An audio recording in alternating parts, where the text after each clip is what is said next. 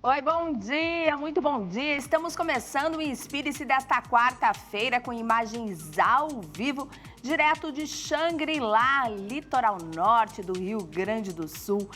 Essa imagem especialmente selecionada para você. Neste momento faz 14 graus em Xangri-Lá. E em Porto Alegre também faz sol. Também a temperatura está um pouquinho mais quente. Nesse momento faz 16 graus na capital gaúcha. Manhã bonita, céu azul, sem nuvens, como podemos ver nessa imagem aqui de Porto Alegre. Meu bom dia para você, seja muito bem-vinda, muito bem-vindo ao programa de hoje. Hoje vai ser uma edição especial em homenagem ao Dia Nacional do Homem. Vamos falar de comportamento, vamos falar de saúde, vamos falar de cuidados. E eu te convido aí para fazer esse programa com a gente, você que nos acompanha por todas as nossas redes sociais, além dos canais 520 da Claro TV e 575 da Parabólica Digital Brasileira. Te convido para entrar no site da Masper TV, conhecer o nosso site, ali você também nos assiste em tempo real, é só apontar a câmera do seu celular, aqui aparece o QR Code que aparece na sua tela. E também se inscrever no nosso YouTube, porque você nos acompanha de qualquer lugar que você estiver no mundo. Vamos entender hoje por que ainda muitos homens deixam a saúde em segundo plano, a prevenção em segundo plano. Também entender os desafios dos novos tempos e ainda saber como a imagem pessoal tem um impacto aí decisivo para fortalecer a autoestima e também a confiança masculina. Então, muito bom começar esse programa hoje em homenagem a todos os homens que realmente merecem essa homenagem. Vamos começar aqui falando sobre os sentimentos, porque por muito tempo parece que os homens não podiam sentir, né? Chorar era vergonha, não podiam expressar os seus sentimentos, ficaram repelidos por muito tempo. O sentimento era até um sinal de fraqueza quando se falava na realidade masculina.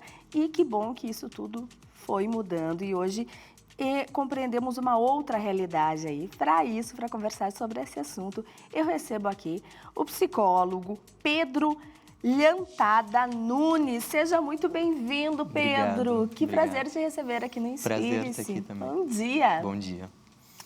Pedro, a gente estava falando aqui, até antes de começar o Inspire-se, sobre masculinidade, né? A gente pode trazer esse conceito, o que seria essa nova masculinidade, o que realmente significa? Então, a gente pode abordar a masculinidade a partir da perspectiva que entende ela como um conjunto de elementos que buscam responder uma pergunta sem resposta, que é o que é o homem, né? Talvez para começar a conversa seja importante fazer uma diferença entre o homem e a biologia. Porque a masculinidade, ser homem, não é ser macho, não está ligada ao corpo, ao genital, né? No final dos anos 60, um psiquiatra norte-americano chamado Robert Stoller, ele cunhou um conceito chamado identidade de gênero. E a identidade de gênero, homem, mulher, não binário, né? Ela tem uma causa que é psíquica e social. Ela não é biológica, né? E, bom, a gente pode observar que a gente vive num sistema em que, apesar de homens e mulheres terem fisicamente muito mais semelhanças do que diferenças, enquanto humanos, né? A gente vive num sistema que exacerba a diferença entre eles e silencia as semelhanças, né? Nesse livro aqui, eu trouxe alguns, a antropóloga norte-americana Gayle Rubin, ela fala que esse sistema faz isso para estabelecer, ao longo da história, uma dominação masculina sobre as mulheres, né? Seja como for, eu acho interessante uma perspectiva do psicanalista francês Jacques Lacan, que toma o homem como um artefato. Quer dizer, o valor do homem, ele é histórico e artístico, né? Como um artefato mesmo. E esse valor provém da cultura, né? Então, sempre que a gente fala de homem, né, tu falasse nova masculinidade, né, talvez seja interessante a gente poder olhar a partir de uma perspectiva histórica, justamente. Interessante. Hoje, o homem está mais aberto para falar sobre os seus sentimentos, para expressar realmente os seus sentimentos? Pois é, a gente falando em tempo histórico, né, pensando hoje, eu me pergunto se a gente vive talvez algo que se assemelhe a uma redução da importância das tradições, né? A tradição, numa cultura, ela é aquilo que diz o que são as coisas, né? O que é, por exemplo, um homem de verdade, segundo a tradição aqui do Rio Grande do Sul, a tradição gaúcha, né? Ela é uma tradição inventada, essa história do homem como um herói, viril, bravo, o farrapo, né? E ela tem uma história política, né? Júlio de Castilhos financiou, investiu muito em iniciativas institucionais como o Instituto Histórico e Geográfico do Rio Grande do Sul e o Arquivo Público, né? Em que se produzia uma história, em que a história do Rio Grande do Sul era a própria história do herói Farroupilha, né? No final das contas, isso foi traduzido numa propaganda política que garantiu uma ditadura de 40 anos do Júlio de Castilhos aqui no Rio Grande do Sul, que se apresentava como herdeiro dos farrapos, né? Depois, a ditadura militar, baseada num modelo muito semelhante, investiu muito no tradicionalismo gaúcho, com várias regras, né, muito prescritivas também, com relação, inclusive, à masculinidade, né? Então, se a gente pensa que talvez a importância das tradições tem diminuído, como diz o historiador Eric Hobsbawm, talvez a gente pense em duas saídas. Uma delas é essa, de falar mais dos sentimentos, né? Porque é possível se desprender um pouco dessa ideia de homem de verdade, mas a gente precisa ficar atento para o risco de radicalização da tradição, né? Essas empreitadas em que, bom, agora que está diminuindo a importância da tradição, a gente vai dobrar a aposta. E aí surgem grupos perigosos, né? Como os Red Pills e assim por diante, né? Então, a gente vê, se a gente for comparar gerações próximas até, Pedro, a gente percebe a afetividade masculina que ela mudou, ela se expressa hoje de uma outra forma, né? Antigamente, os pais, a forma deles demonstrarem até essa afetividade era mais distante, né? Hoje, um pai, ele abraça o filho de outra forma, ele fala um te amo de outra forma, que há poucas gerações atrás, o pai não conseguia ter essa relação com os filhos, né? Ao expressar o amor, era uma forma diferente. Então, hoje, a gente consegue perceber que os homens também hoje choram mais, eles estão se mostrando mais como uma pessoa humana mesmo, né? Não tem mais tanto essa figura de eu tenho que ser o forte, o provedor, e não posso, né, se eu mostrar algum sentimento, é como se eu estivesse falhando em algum momento. É uma leitura muito interessante essa, de que não dá para mostrar a falha, né? Essa história de ser bravo, de ser forte, de ser provedor, né? Talvez a gente possa aproximar isso do que se chama virilidade, né? Talvez a virilidade concentre todos esses atributos, assim. E a virilidade, ela também tem história, né? Na modernidade, passaram a surgir estados-nação, né?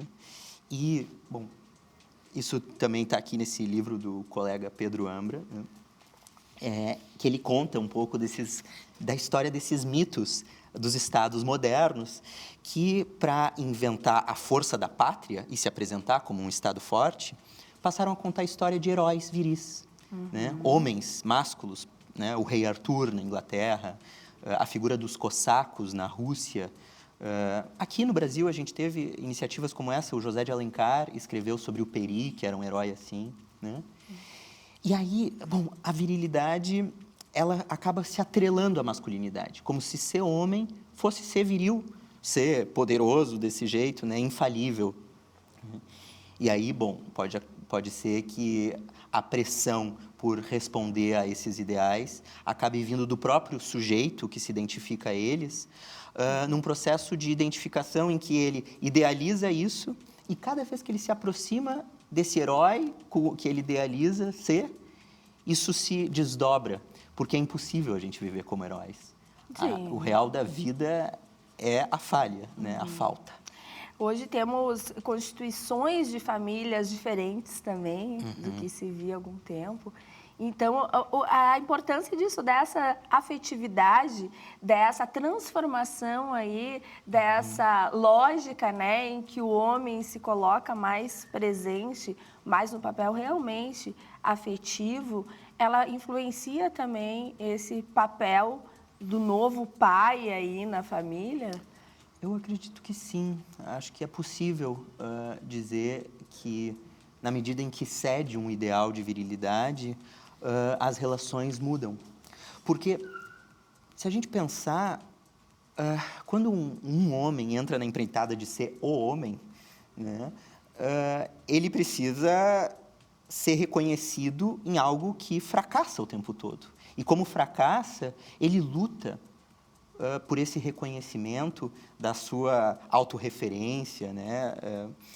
E isso se reflete nas relações, né? Muitas vezes, um homem identificado, preso mesmo à virilidade, pode acabar travando relações de amor narcísico, em que o reconhecimento é muito importante para ele, né? E é um objetivo que marca as relações. E o outro, né? Qual o papel do outro daí num amor narcísico? No caso das relações heterossexuais, a gente pode pensar no termo da Simone de Beauvoir do outro sexo, né? Esse que é um ponto de ausência, ali onde vai parar tudo que o homem viril não pode ser, né?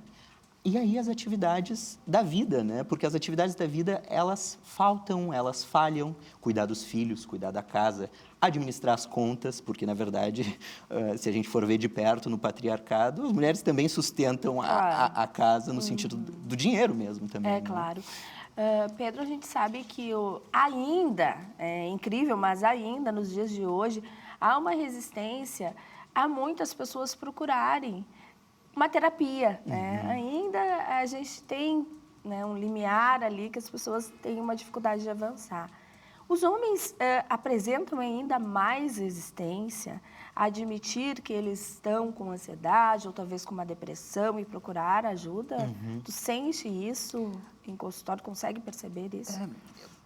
Pode ser que a ideia de que procurar ajuda seja uma fraqueza apareça até como uma defesa. Mas os homens têm mais resistência realmente a procurar? Nos casos dos homens mais identificados a esse ideal de virilidade, é possível que, sim, de fato, tenham mais dificuldade, né? Porque, bom, é um trabalho duro sair da subordinação a um ideal, né?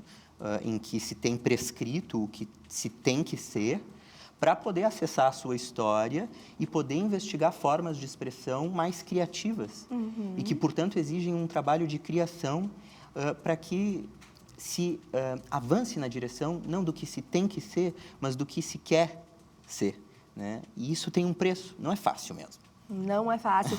Pedro, a gente, claro que teria muito que falar e refletir sobre esse assunto ainda, a gente já se encaminha para o final. Tem algo que tu gostaria de deixar nesse dia em especial, que é o Dia Nacional do Homem, aqui como recado para a reflexão? Sim. Se a gente for pensar que tem uma história, né, uma história de políticas que constroem esse ideal de virilidade, talvez a gente possa pensar que uma abordagem política e histórica da masculinidade pode ser interessante no sentido de, se um dia foi uma política institucional que diminuiu as possibilidades de ser homem e de se expressar através do gênero, podem ser políticas também institucionais que ampliam a multiplicidade de possibilidades de expressão, né? A psicanálise, ela pode ser um aliado interessante nessa tarefa, né? Porque, na medida em que ela descreve como os homens se confrontam com esse ideal ao qual se subordinam, ela também pode acessar um material que foi reprimido pela subordinação a esse ideal. E aí é um material super interessante de invenção de expressão, né? Muito bom. Eu te agradeço muito, muito obrigada. Tá bem, Andréia. Obrigada, Obrigado. Pedro. E nós vamos seguir falando sobre o homem, saúde, prevenção, autoestima. Então, continuamos daqui a pouquinho, depois do intervalo.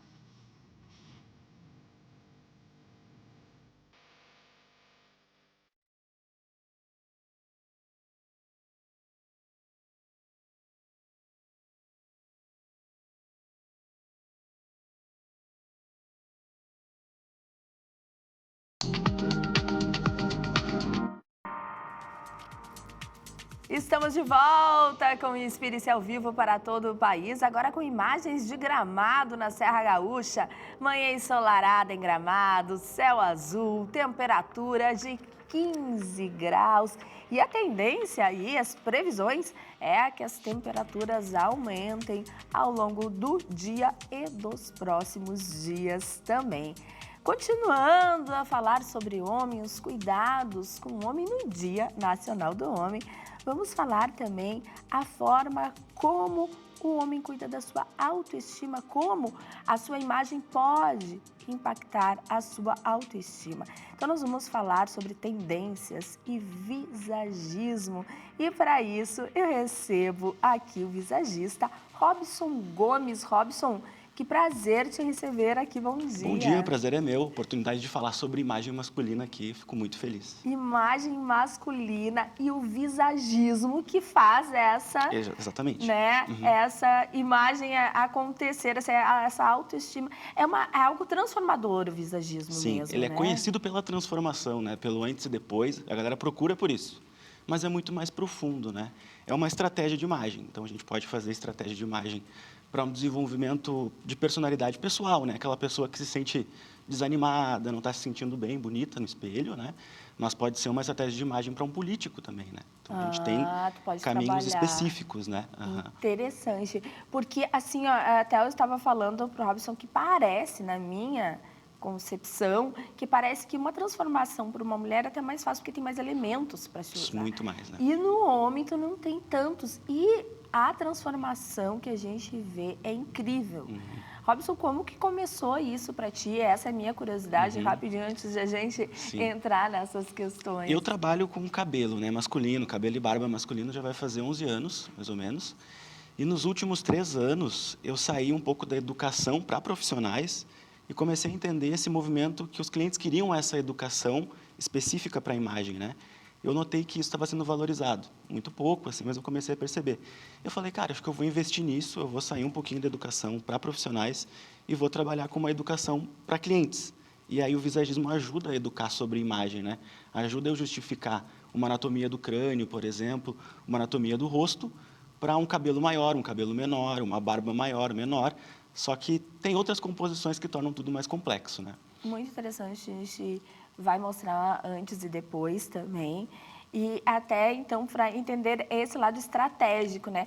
O que isso quer dizer, a gente um pouco traduzindo isso também, Robson, que muitas vezes a gente tem uma imagem que a gente quer passar, mas o cabelo e, enfim, o rosto, a harmonia, a barba, não está condizente a essa imagem, é isso? Por exemplo, às vezes um cabelo muito raspado no lateral pode transmitir uma imagem mais jovem, tirar um pouco da autoridade.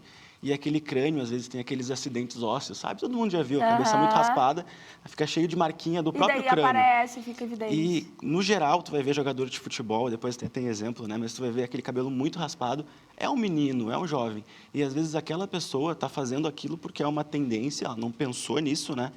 E aí ela para fazer uma estratégia e deixa o cabelo crescer, por exemplo. Isso já muda um pouco a comunicação, né?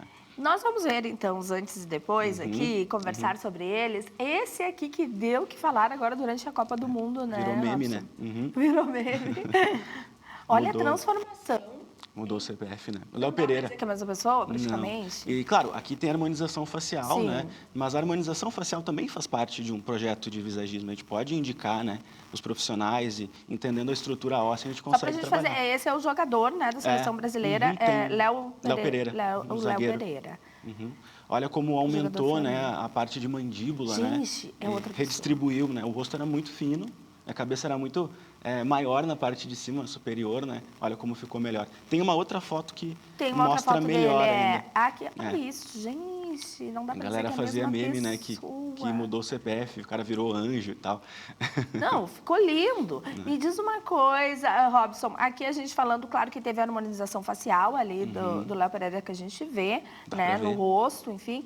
Mas falando especificamente do cabelo E e barba, da né? barba, o que muda ali e o que isso agrega a essa nova imagem dele? A barba, por exemplo, se ele não tivesse feito uma barba alinhada com a mandíbula, poderia gerar um efeito papada, poderia desvalorizar o que foi feito em harmonização. Então, é um trabalho em conjunto. O cabelo também, por exemplo, olha como, quando ele não tinha o cabelo num comprimento maior, além de evidenciar a característica do rosto, né, não aparentava a textura natural que ele tinha no fio. Não parecia que era esse crespo, Então, né? é um cabelo ondulado para o cacheado, que muitas pessoas acham que isso vai desvalorizar a imagem, mas uma característica natural dele, né? Então, quando a gente traz à tona, às vezes, isso, aprende a finalizar melhor o cabelo, como evidenciar isso, olha a diferença, né? Traz saúde para a comunicação. E a saúde também é um pilar do E visagismo, personalidade, né? Então, aquela coisa, Impressionante essa personalidade, saúde, estética, né? Fica muito mais harmônico. Muito bom, olha só. Vamos para a próxima imagem, então, que temos aí? Aqui é só uma definição de visagismo, né? Uma definição aqui para mostrar análise de terço, para entender um pouquinho mais o que cada terço comunica num inconsciente, porque a gente julga, né? Querendo ou não, a gente julga, né? Qualquer pessoa. Ela está comunicando uma imagem, né? Exato. Então, quando a gente cria essa imagem proposital, a gente alinha, né, essa pessoa com o que ela quer transmitir com a imagem dela que chega antes, né? Aqui tem um exemplo também, que essa transformação foi uma transformação que eu fiz, né? Aqui, quando a gente vê o antes e depois, fica nítido o trabalho, né? Desculpa, Nada. peço desculpa pela tosse. Gente, olha, essa é uma outra transformação incrível, E Robson. às vezes o cliente chega dizendo que, claro, né, muitas das vezes é necessário uma indicação para melhorar o cabelo, deixar o cabelo um pouco mais cheio e tal, até um transplante, mas nesse caso só o corte já trouxe mais volume, né? A barba também deu Parece mais que ele ângulo, dobrou de cabelo, a quantidade de cabelo, né? inclusive. Foram em 3 cortes, mais ou menos, para chegar nisso. E a barba também, ele Óculos inclusive rejuvenesceu. Exato, com barba. Ficou Com mais- barba e com o óculos, ele E rejuvenesceu. ficou um pouco mais séria a imagem, que era o objetivo dele, né? Nossa, é outra pessoa impressionante. Vamos mais?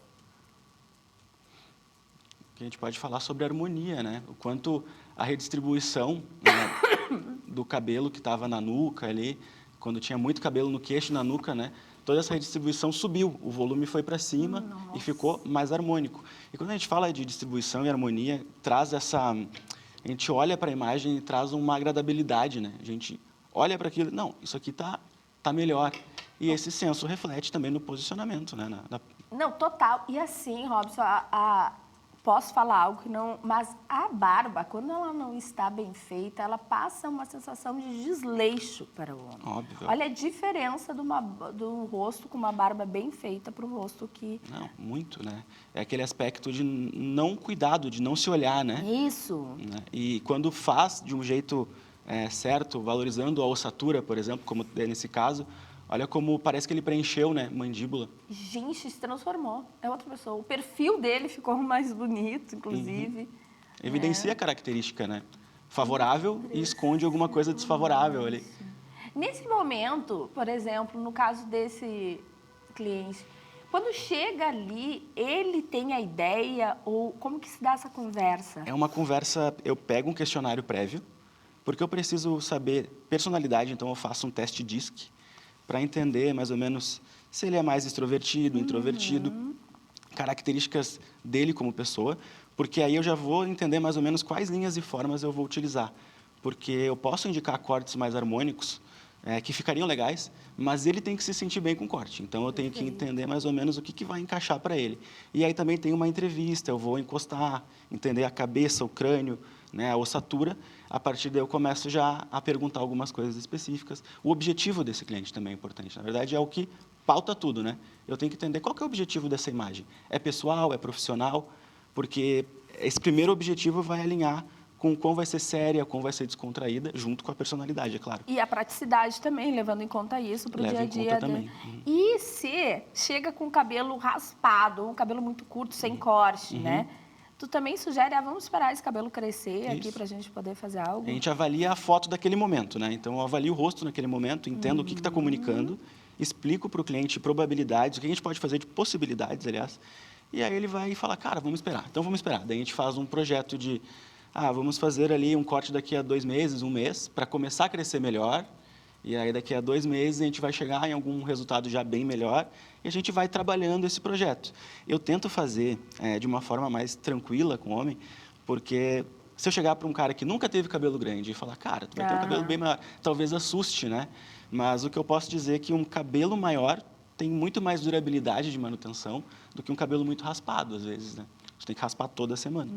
E eu acho que quem chega até você também já vai com essa confiança, né? Já sabe que tem que confiar em ti para ocasionar. É um nível de consciência que eu falo, né? E até falando sobre esse tema do homem olhando para isso, né? Cada vez mais está aumentando o nível de consciência, assim. O cara está procurando por um trabalho personalizado.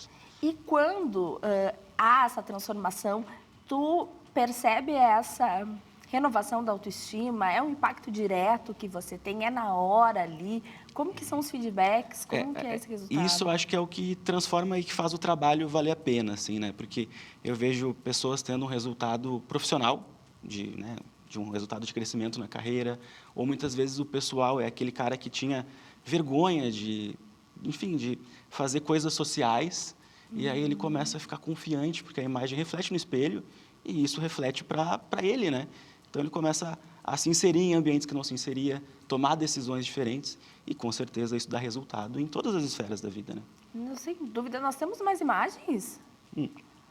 Acho que é isso que eu mandei. Era isso? Tá. Gente, é impressionante. Eu, assim, ó, só dou um recado. Homens, né? Procurem o Robson, se inspirem nisso, porque é um investimento na tua imagem, realmente, né? Acho que olhe para si, né? Acho que esse é o primeiro momento, assim, entender que dá para melhorar alguma coisinha. E como a gente tem visto isso acontecer, né? Isso do homem se sentir mais confiante, do homem entender que a vaidade também é um elemento importante, que ele não precisa ser secundário na vida de nenhum homem, que não é fragilidade ser. Pois então, a barbearia, quando iniciou naquele boom, acho que uns 15 anos atrás, tinha muito aquela coisa de caveira, de whisky, de moto, para tentar justificar ser masculino o suficiente para cortar o cabelo. Hoje em dia isso está caindo por terra, então a gente vê que o cliente que tem nível de consciência maior, ele quer ficar bonito, ele quer ficar mais atraente, ele quer ficar mais seguro, então não precisa de tanta justificativa nessa imposição masculina para ficar melhor, né? Exato. Que por muito tempo o que imperou aí foram os salões femininos, né? Isso. O masculino era, no máximo, aquela barbearia ali da esquina. Exato. E, claro, que com o tempo as coisas foram se transformando. Exatamente. E a gente vê uma procura grande também, Robson, de homens de uma faixa etária um pouquinho mais avançada, ou são homens mais novos que procuram? Eu diria de todas as faixas etárias. Assim, eu pego Maravilha. até jovens e senhores mais velhos, assim, que querem colocar essa energia de novo na imagem, né, e mudar. E eu fico bem feliz em ver essa renovação de imagem, assim, eu diria. O que a gente pode falar hoje como tendência? Tem algo que seja tendência? A tendência está acompanhando um pouco essa coisa do visagismo, de deixar o cabelo crescer e tudo mais. Mas também não é para todo mundo. É isso que o visagismo fala, né? Então, se tu tem características que te favorecem deixar o cabelo maior, ok. Mas a tendência é passageira, né? O que fica é uma imagem mais atemporal, construída. Então, seguir tendência, até pouco tempo atrás era o degradê, tempo atrás era um moicano, agora é um cabelo na tesoura, que é uma tendência mais estética, mas não necessariamente vai ficar bom para todo mundo. E barba, o que... Hoje em dia, a tendência, se tu parar para observar, é deixar mais a barba, né? Que antes tinha aquela coisa de retirar tudo. Isso. Hoje em dia, a tendência é deixar mais a barba. Só que aí leva em consideração que nem sempre deixar a barba de qualquer forma vai ficar melhor. Né? Então, isso é bem importante. Por isso, a conversa com um profissional que realmente entenda o que aquele rosto, né? O que pode comportar, enfim, o que você quer passar, né? Sim. realmente a imagem que você quer passar. Olha, Robson, adorei o teu trabalho, adorei conhecer um pouco sobre o visagismo masculino. A gente fala tanto em feminino aqui no Inspire-se, né? E o quanto é importante também, porque acredito que muitas pessoas acabam até sendo influenciados pelas mulheres. Muitos homens acabam sendo influenciados pelas mulheres para buscar esse visagismo. As mulheres agendam, às vezes, a consultoria. Né? É porque o mundo da beleza é muito mais conhecido por vocês, né? O visagismo na maquiagem, no cabelo, né? Do feminino. E hoje em dia está tendo essa virada de chave para o masculino. Muito bom. Então, fica teu @, aqui, né, para quem quiser te conhecer um pouco mais, para quem quiser se arriscar aí também no visagismo. E não é arriscar, acho que é investir. Acho que é investir sim, né? É investimento. Muito obrigada. Eu que agradeço. Obrigado pelo espaço. Obrigada. E nós vamos para o intervalo. Em seguida, vamos falar sobre saúde masculina, saúde do homem, prevenção, tratamentos. É daqui a pouquinho, depois do intervalo.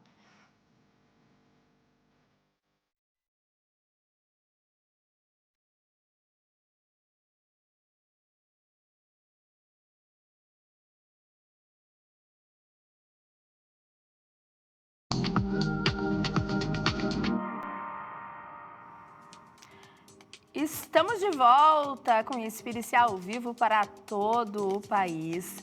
Continuamos falando sobre o Dia Nacional do Homem e agora nós vamos saber se realmente os homens adiam seus cuidados com a saúde, se realmente não procuram fazer seus exames, se a prevenção está em segundo plano, quais são os perigos aí deste comportamento e como podemos, através das nossas reflexões, das nossas informações que vamos trazer hoje, auxiliar aí para que ocorra realmente uma mudança de comportamentos.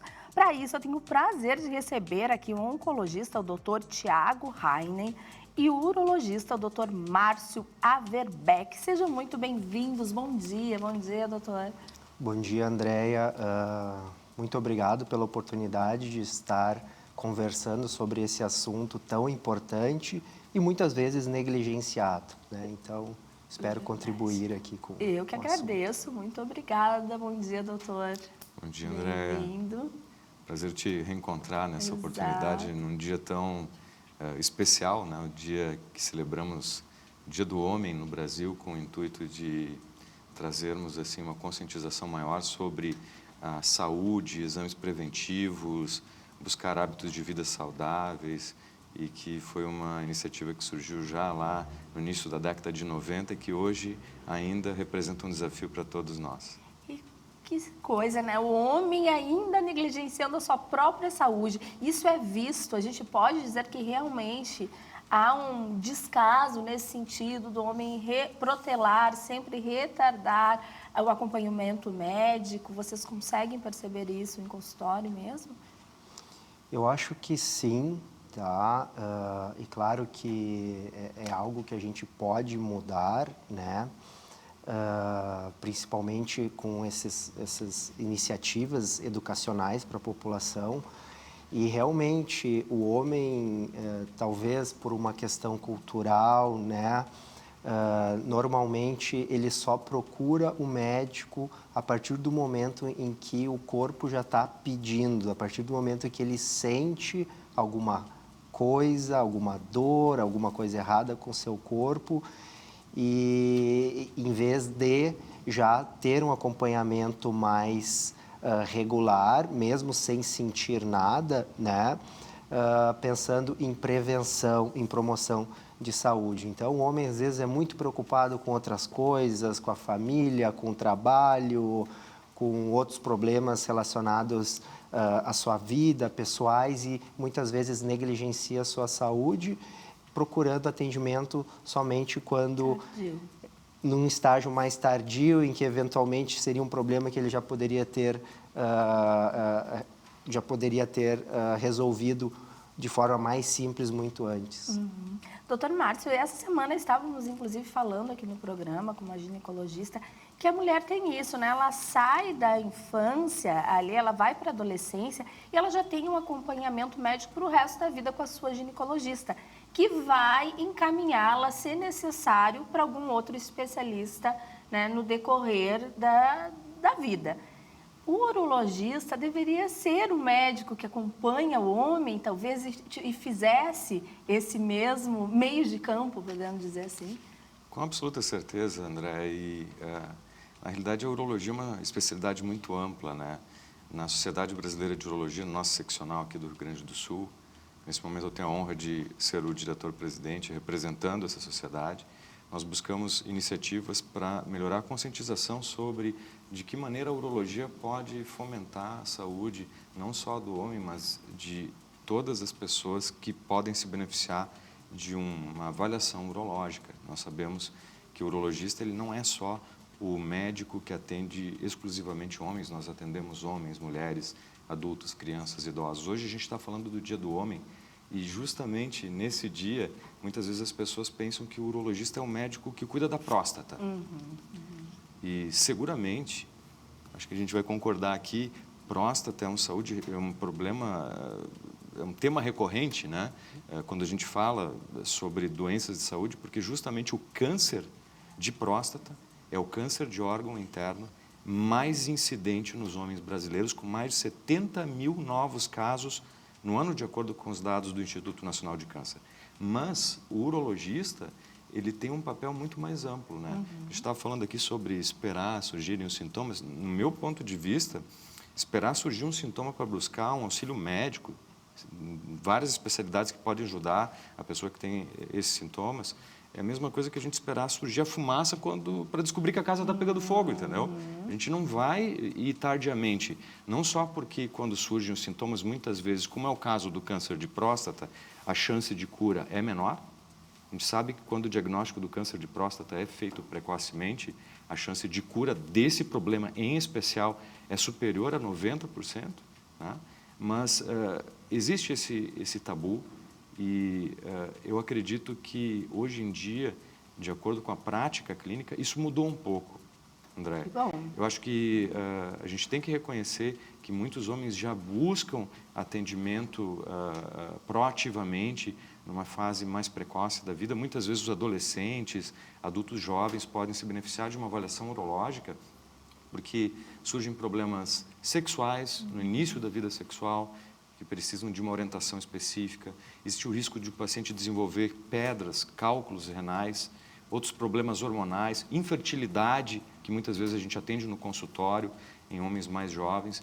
Então, eu acredito assim como uma mensagem positiva que, apesar do estilo de vida muito atribulado que os homens têm, e a sociedade toda tem como um todo, esse paradigma está mudando e as pessoas estão vindo mais precocemente, mas a gente precisa insistir que a consulta preventiva tem um valor imprescindível para que a gente possa estimular a manutenção da saúde. Maravilha, e que as próximas gerações a gente não precise estar dizendo, né? É necessário, é importante procurar a prevenção, né? O diagnóstico precoce, doutor, o quanto ele impacta em casos de câncer. Perfeito. Esse é um tema que eu gosto bastante, a realização do diagnóstico precoce. E a gente não está falando, claro que o câncer de próstata é o câncer com maior incidência e prevalência nos homens, não só no Brasil, mas no mundo também. Mas existem outros tumores em que a gente precisa estar bastante atento e já existem diversas indicações de exames de rastreamento. E aqui eu quero pontuar pelo menos mais dois tipos de câncer em que a avaliação precoce pode salvar vidas, que é o câncer de pulmão e Claro que existem exames como uma tomografia de tórax anual em pacientes que têm uma certa carga tabágica, eles já são tabagistas, então não é para toda a população, né? Então o médico ele precisa saber disso, né? É importante que o médico saiba que existe não só o médico, o paciente também, mas o médico que vai solicitar o exame. Existe um exame que pode pegar o câncer de pulmão no início, que é uma tomografia de baixa dosagem anual, a depender do risco daquele paciente, e também um dos tumores mais prevalentes da nossa população, e não só em homens, mas em mulheres também, que é o câncer de intestino, câncer coloretal. Então, também já existem indicações da realização de exames de rastreamento, dentre eles a colonoscopia, e um tumor extremamente prevalente em que, se tu pegar esse tumor no início, assim como o câncer de pulmão, assim como o câncer de próstata, a chance de cura é extremamente elevada nesses contextos. Então, eu defendo muito, a gente falando agora da questão da saúde do homem, eu defendo muito que os homens eles procurem um clínico, um urologista, oncologista ou cardiologista que vai poder indicar esses exames de rastreamento de dos principais, pelo menos dos principais tipos de câncer que acometem a nossa população. Perfeito. De que forma o estilo de vida, né? A gente sabe que a gente vive no país que é o mais ansioso do mundo, né? Está num ranking absurdo em nível de ansiedade, de pessoas com ansiedade. A gente sabe na correria do nosso mundo atual, mas como que o estilo de vida, a consciência disso, né? Tanto da saúde mental quanto física, do que fazemos para promovê-la, ela impacta realmente esse estilo de vida na saúde e na qualidade de vida desses homens. Acho que essa é uma questão bem interessante, porque muitas vezes a saúde urológica é um espelho da saúde em geral do homem. Então, muitas vezes, quando o homem chega no consultório com a queixa de que, por exemplo, tem um problema da monta sexual, uma disfunção erétil ou qualquer outro tipo de problema relacionado à performance sexual, isso pode ser um sinal de uma doença cardiovascular que não foi diagnosticada. Então, eu acho que o link comum entre essas diferentes situações que acometem a saúde masculina é o que nós chamamos hoje de síndrome metabólica. Muitas vezes, com o aumento de peso, sobrepeso, obesidade, estresse crônico. Não é? O estresse é um grande problema porque, com um estilo de vida que muitos de nós temos, há uma produção de um hormônio chamado cortisol e também de adrenalina ao longo do dia da pessoa, e estes hormônios causam um aumento da resistência à insulina, um risco aumentado de diabetes, um risco aumentado de problemas dos lipídios, do colesterol, dos triglicerídeos, um aumento do risco de infarto agudo do miocárdio, de acidentes vasculares cerebrais. E, nesse contexto, a síndrome metabólica, que é esse conjunto de alterações metabólicas, leva também a um risco aumentado de disfunções sexuais no paciente masculino. Houve um pesquisador que, inclusive, correlacionou isso com o diâmetro interno das artérias que estão no pênis e que são responsáveis pelo fenômeno da ereção, em comparação com o diâmetro interno das artérias coronárias do coração, propondo que uma disfunção erétil num paciente com fatores de risco, sem uma causa psicológica evidente, poderia preceder um infarto agudo do miocárdio em 6 meses a 1 ano. Então, vejam que isso é algo que preocupa muito, né? Eu não estou dizendo aqui que todo homem que vai apresentar uma disfunção erétil vai ter um problema cardíaco grave, mas isso necessita de uma avaliação específica para que a gente possa diagnosticar comorbidades, tratá-las de maneira adequada e evitar complicações em mais longo prazo. Como as coisas estão interligadas, né? Doutor, no caso de câncer, a gente sabe também, né, que muito do hábito, dos nossos hábitos, o que comemos, de que forma somos ativos, sedentários ou não, isso impacta muito, tem um impacto muito forte, né? Com certeza. O nosso estilo de vida, né, os nossos hábitos, eles estão diretamente ligados a uma maior chance de tu desenvolver algum tipo de tumor no futuro, sem falar das doenças cardiovasculares, que o Dr. Márcio estava falando agora também. Então, o estilo de vida ele é muito importante. Aqui a gente está falando em prevenção primária, ou seja, manter um estilo de vida adequado para evitar o surgimento de alguma doença grave. E cada vez mais, agora falando principalmente relacionada a tumores, ao desenvolvimento de câncer, cada vez mais a gente tem entendido os fatores de risco, e aqui eu posso citar alguns, né? O tabagismo, acho que talvez seja o principal fator de risco modificável, que é responsável por diversas doenças, e eu não estou falando só de doenças cardiovasculares, e eu não estou falando só de câncer de pulmão, mas eu estou falando de câncer de bexiga, de câncer de rim, de câncer de pâncreas, de câncer de estômago, de cabeça e pescoço. Existem 17 tipos de câncer relacionados ao tabagismo, mas também o sedentarismo. Cada vez mais tem se conversado sobre isso, e aí entra a obesidade, entra a síndrome metabólica, que também está relacionada a diversos tipos de câncer, câncer de pâncreas, câncer de rim, câncer de trato gastrointestinal em geral. Então, tu manter uma alimentação saudável, tu vai estar prevenindo o surgimento de diversas doenças no futuro. Tu mantendo o teu corpo ativo, tu também vai se prevenir, né, dessas doenças.